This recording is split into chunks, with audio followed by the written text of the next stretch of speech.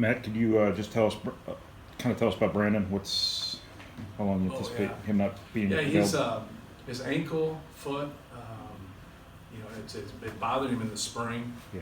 And he obviously got a lot of rest, but it just kind of sounds like it's just re-aggravated. And I don't know. Today he went to get, I don't know if he got what kind of a scan he got. If he just got a regular X-ray or he got an MRI or what the deal was. I was waiting to talk to Chad after obviously he got back and they found out. So we should know more here in a day or two.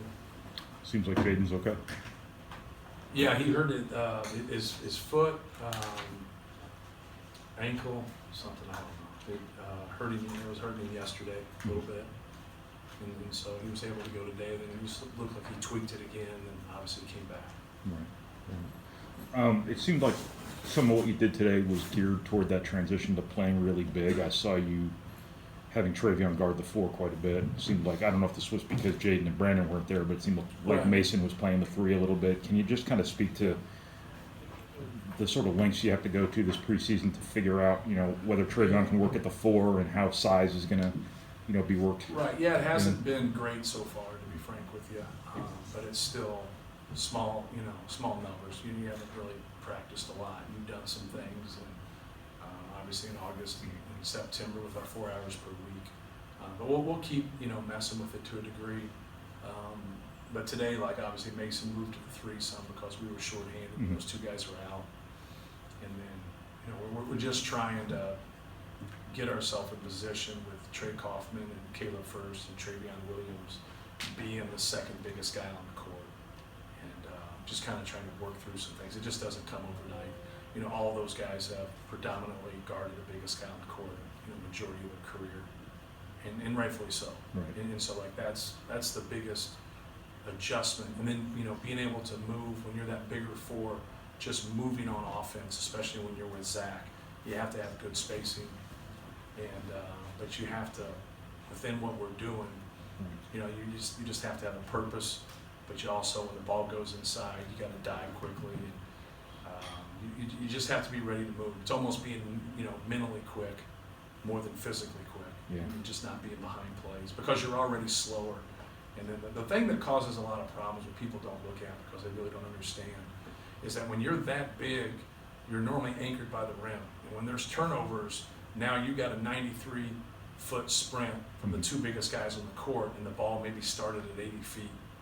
And now they are going to push it from 80 feet, and now you're running from behind, and you're the 2 biggest guys. You got to handle ball screen defense when you're bigger. So you got to figure that piece of it out in terms of what can those guys do and what can't they do. Those 2 things right there, you got to be able to play mistake-free basketball when you're bigger, and then you got to be able to bottle people up in ball screen defense and keep people out of the paint. Hey, just what makes you feel like this can be a better defensive team this year as opposed to last year? You weren't bad last year, but just what's the next step? And you would hope the experience of last year and just being 1 year older can help you just grow in your defensive foundation more than anything. Obviously, when you're bigger, you would like to think you could rebound better. So I think that piece of it could help us, but we're still going to have to be functional in that regard. But just all of our guards, Sasha Stefanovic, Eric Hunter, Isaiah Thompson, they've played in a lot of games. They have a lot of minutes. And then we had that big freshman class last year, obviously transitioning into a sophomore class. And normally you make your biggest jump from your freshman year to your sophomore year in terms of your knowledge and your understanding of what's going on. So hopefully, those factors can help us be a better defensive team. it sounds like Trey Kaufman has done some really good things here the last couple of weeks. How's he different than he was during the summer after he got healthy after the finger? Well, he wasn't in very good shape after he got healthy. So, he spent a month where he was not doing anything, and he probably took a month to really adjust to that. He stayed here in between summer, summer school and the fall, and lost about 12, 13 pounds, and got in better shape. And he's done some good things. Like he's done a really good job scoring the basketball and being aggressive, for us. But he just has to keep working and watching a lot of film and trying to figure out what's going on.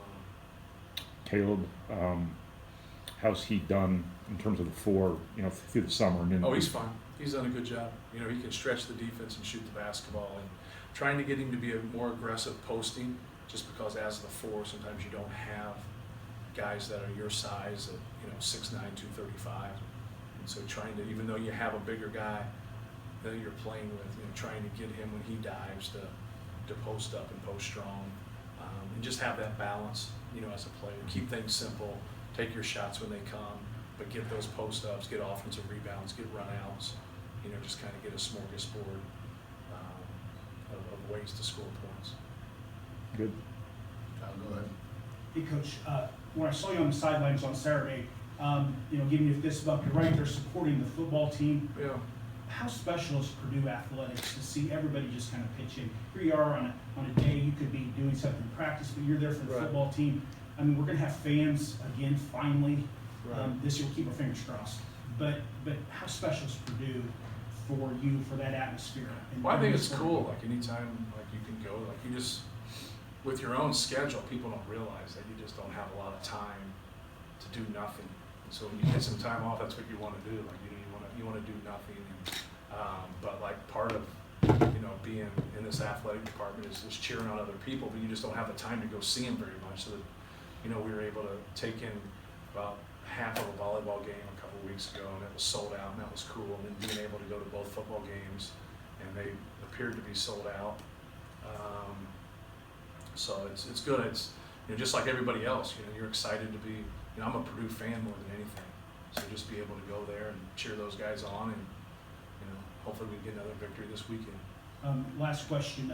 I get to work with my son every day in my business. How cool Yeah. is that for you to see your son there on the sidelines, Yeah. to know that you've watched him grow into a man, and Right. and just spend time with him? That's special as as we grow older. Right. Times happen, but how special is that? Oh, for it's you? cool.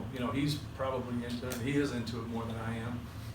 To be frank with you, he's very fanatical and excited. He's a huge Purdue football fan. Obviously he's a big Purdue basketball fan too. But like, you gotta settle him down sometimes because he can get into it. But no, it's cool. He's grown up, rooting for our teams and being there and supporting them. And anybody who's ever coached, obviously not the basketball team, but like the football team, like he's always supported those guys. All the coaches that have come through, all the players that come through, he can tell you, about stuff.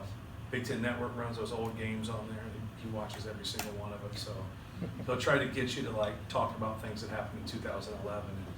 And I'm not quite as sharp as he is about 2011. So, but no, it's been a great experience for both of us. And I wore my Cubs shoes to celebrate the There Cubs you go. Reese's Big Cubs game. There you go. Connor, you got Thank you. anything? Yeah, I mean, where do you got a lot of players, a lot Yeah. of shooters and stuff, but just kind of Right. where does Isaiah Thompson kind of will his role maybe change a little bit throughout the year, just depending on what you need in certain situations? Well, he's done a good job. Like I've talked about, like at the end of last year, the second half of the Big Ten season, like he was very solid for us, and obviously he would like to push past that role. Like anybody, like that's been like your 6th, 7th man and played 15 to 20 minutes. You want to push that to be able to play more. And we have obviously a very deep team, but he's put in the work. He stayed here in the spring, was here in the summer, and has worked very hard. For him, he can really shoot the basketball. Obviously, he gets us into offense and he plays the point, he guards the point. But we also have to be cognizant of him when he's on the court because he's such a good shooter. He can stretch the defense by shooting, deep threes. And you can't have, when you have good size and you have some people that have great range, that's a lot of space people have to cover. I just think we have to be more alert when he's on the court. We got to try to get him some more shots, and obviously he's going to try to do the same for other people. And but no, he's done a really good job of working. I think he's going to have a really good year. Obviously, you have high expectations for this team. People on the outside have extremely high expectations for this team. I guess from a leadership standpoint, upperclassman standpoint, how do you manage that with them? Do you want them to embrace everything that's kind of happening? Right. I don't think anything's really happening besides people predicting where we're going to be. But it comes with the territory. Like you've worked towards things, and we had a good season last year in Big Ten play. And You know, anytime you return so many people, then you sign, you know, 3 really good freshmen like we have, like you're going to have those expectations, but you know, it's still a process, and that's what I try to tell them, like just, you know, doing your job and winning the day and just working on things on a daily basis and not really worrying about any of those things. It's nice that they, you know, people rank you high and say nice things about you, and probably the only place it really helps you is in recruiting, because people see that, you know, you're one of the better teams to start the year and they want to be a part of that. Just like if anybody would, you know, we bring a recruit, no one's left here and seen a game at Mackey Arena and thought we were just okay. You know, you normally walk out of here and, you know, pretty impressed with the atmosphere and the environment, and hopefully they're impressed with how we play also. And but no, it's one of those places you want to be at the end of the year. You know, there's a lot of people that get some things at the beginning of the year, in the middle of the year, and you hit those skids or you run into some walls, and that happens to all teams in competitive sports. And so you just want to be able to, you know, be ready for adversity and kind of fight through that adversity so you become stronger. So, you know, you're a 1, 2, 3 seed, you know, at the end of the year, and you got a chance to win your league, and that's ultimately the goal. Go ahead, back. Hey, Matt, with everybody coming back in the Big Ten loaded, I noticed that you guys and your coaches spend a lot of time on fundamentals, mechanics.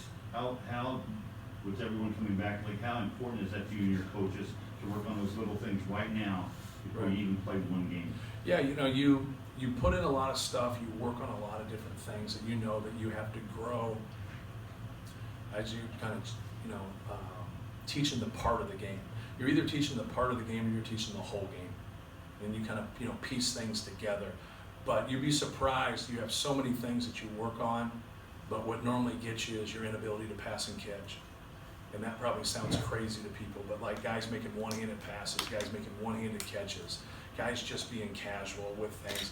So you have to build that back. They do a lot of things where they work when they work on their own, and decision-making isn't always at the forefront of that. So you get better. I always say you can get better as a shooter and never work on your shot because you're just a better decision-maker. Now, we would like for you to obviously work on your shot, but guys that have good shots that take bad shots normally shoot lower percentages.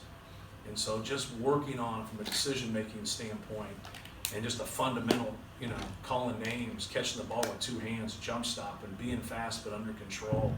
You know, what, you know, John Wooden always said, you know, be quick but don't hurry.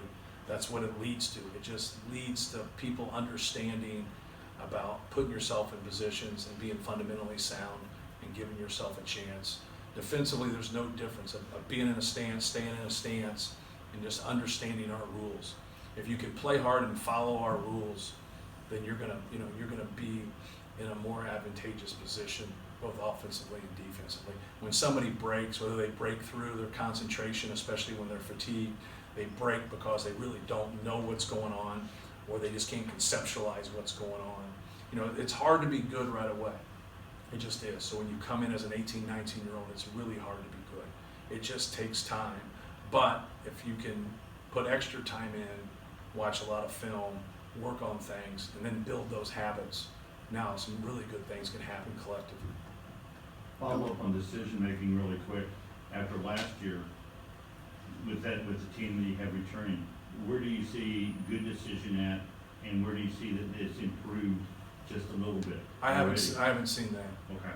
Yeah, I wish I could lie to you, but I haven't seen it. I don't see a lot of good decision makers out there right now, but I think that's the way we start every year. Mm-hmm. That's just the way it is. Like you get guys that do make good decisions, and they're out there turning the ball over, they're out there traveling, they're doing stuff because you lose it. So you play a year and you end it on March 22nd. And then you do work out in the spring and you do work out in the summer and we do practice, but you know, they give you a couple practices a week for 8 weeks. It's not earth shattering. It's not habit building time. And so like now you just have that slippage. And then when you start the season back up, now you're trying to build those things back up. And there's certain guys it won't affect until they don't play as much as they want. You know, it just doesn't. It's terrible it gets that way. There's other guys that are pretty mature and they understand that, like, hey man, I need to be on my P's and Q's here. If there's guys that return here that don't understand how I am and they still do it, like, you know, that's on them. They understand how I am. And you got to be able to take care of the basketball, and you got to be able to give yourself a chance. But you got to be fundamentally sound. And if you're not, you're gonna be running back on defense the whole time, taking the ball out of bounds. Dylan. Yeah, to just go back to the freshmen for a second, you talked about coming in, it's difficult for an 18, 19-year-old to be good. For Caleb and Trey, how advanced are they compared to some other freshman classes, and do you foresee a role for them at the start of the season? You're asking me to talk about two different people together. They're good. I mean, they're good players. Like Brian Waddell's a really good player. They've all three of them had good high school coaches. Obviously, they all three won state championships. They're about that. They just have to be able to kind of build off of their defensive foundation, especially Trey and Caleb, away from the basketball. You're used to guarding the biggest guy, and now you're guarding the second biggest guy, and it just takes a little bit of adjustment. Most teams play smaller than us, you know, and then like people always say, can you play big versus playing small? You can play big if your big players are good. You know, if they're just big and that's their only attribute, then there's a reason why you're probably going to get beat. But no, both of those guys have done a good job. They have a lot of similarities. They're very interchangeable. They can play multiple positions. Now working towards them guarding multiple positions and just understanding what's going on is a process.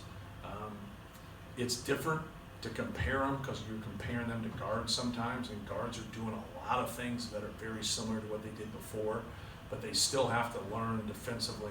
Nobody's really came through here as a true freshman and just been like great defensively right away. Maybe Chris Craner was pretty good as a freshman defensively. I'm trying to think of other good players. But you'll find some all-conference guys that just never were that good defensively. You don't like to say it publicly, but it does happen. You will find some good offensive players that aren't very good defensively. But both of those guys are trying and they're working and just trying to, like I said, just kind of keep everybody connected and doing the right things. But they've done a good job so far. They got great attitudes. They're on top of things on and off the court. And you know, they want to be successful. Anything else? Brett, go ahead and Matt. Matt, it will have been close, better part of 2 years before you guys, since you guys last played in front of a full crowd. Just looking forward to actually being able to do that, especially for the sophomores, for instance. Just how important is that? Yeah, it's going to be great. You know, people don't kind of take into the kind of the thinking that, you know, our freshmen haven't played in front of anybody, but our sophomores haven't played in front of anybody now. And I think it's going to be pretty cool, you know, because they've all experienced Mackey Arena as recruits, and now they get to experience as, as players. But everybody's looking forward to it. Like, we're looking forward to it as coaches. We're looking forward to going on the road.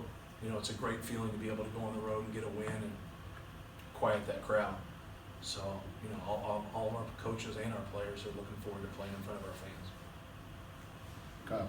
Coach, arguably you have one of the talented, deepest teams you've had for a long time, a lot of talent on the bench. I re-listened to my Jim Everett interview I did with Jim during the pandemic last year, and he talked about stepping up early on because there's, you know, like 5-star All-Americans behind him, and he had to go out and play well. Right. You've got a lot of talented guys. I mean, how do you think your guys are going to handle all this talent? And will some of these guys say, man, I got some guys that are really good on this bench, I've got to perform really well? Right. Well, it's the old adage that you go for, you know, it's talent really doesn't mean anything if they're not productive. And so you play productive people. You know, we've had situations happen where guys have gotten hurt, somebody else jumps in there, they play well, and then that guy just 2 or 3 games he's out, he comes back, and now he doesn't play very much or at all. But that's, you're just, that happened, it was circumstantial, and now you do what's best for the team, and your team played well. So you're in a position now with a lot of guys to where, you know, whoever, you know, plays the best, and sometimes whoever plays the best together comes out. A lot of times people say, why didn't you play this guy or play that guy? Like, they're good players, but when you get a group that can mesh together and they have success, you know, you stick with it. But I think the production piece is going to be really important in doing your job. You know, I think that can really come out with, you know, some of those guys where they can separate themselves from other people by doing their job and being able to be trusted. It's a word that doesn't get used in recruiting a whole lot, but it's probably the most important word that you have as a coach. Like, this guy's good, I can play him, but can I trust him? You know, not quite yet. A lot of times when younger guys aren't quite ready yet, that's the factor that keeps them away from playing more minutes, is that trust. And then once you start to kind of learn what's going on and why you're doing things, just the purpose of everything, now it starts to take off. Because when you put that purpose along with talent, now you're going to have production. Thank you. No problem. Is there anything you need from Eric specifically this year in terms of his role in the offense with some of the weapons you have around him, maybe using his experience a little bit more, maybe being more of a playmaker sometimes, maybe being more vocal? I think his assist turnover ratio should be better. Like, he's got an ability, he's not quite to 2 to 1. And I think, you know, good point guards have that about 2.5 to 3 to 1. I think his assist turnover ratio has to be better, and then consistently knock down shots. You know, he does a good job putting pressure on the ball. He gives a lot of energy to our team, you know, defensively. He does some really good things, you know, offensively. I think just being a little bit better, you know, in those areas. And, you know, just understanding, you know, you get some talented, you know, big guys. We have a very big front court. I think we have a very quality front court. But we have some good guards. You know, Sasha Stefanovic and Brandon Newman can really shoot the basketball. Jaden Ivey is as explosive as we've had here in terms of a player. You know, I mentioned Isaiah Thompson's ability to shoot it. So, like, just, you know, getting the ball to our guys on the block, getting the ball to those shooters, especially when you're coming off of ball screens, you've got 2 people on you. But I think if you can improve in those 2 areas offensively, that would really help us. It was an area last year for our team to where we turned the ball over too much, in my opinion. But we were better than the year before, so everybody was like, okay, we're making improvements. But when you still compare it to our better teams of offensive efficiency, you know, in 2018 and 2019, we're a long way away from that. And that's what we got to be. I think if we can be a great basketball team, you know, we got to do a better job of scoring the ball. We got to do a better job of taking care of the ball and just having a, you know, a better overall offensive rating. Anyone else? Go ahead, we got one more. You mentioned the word trust. Yes.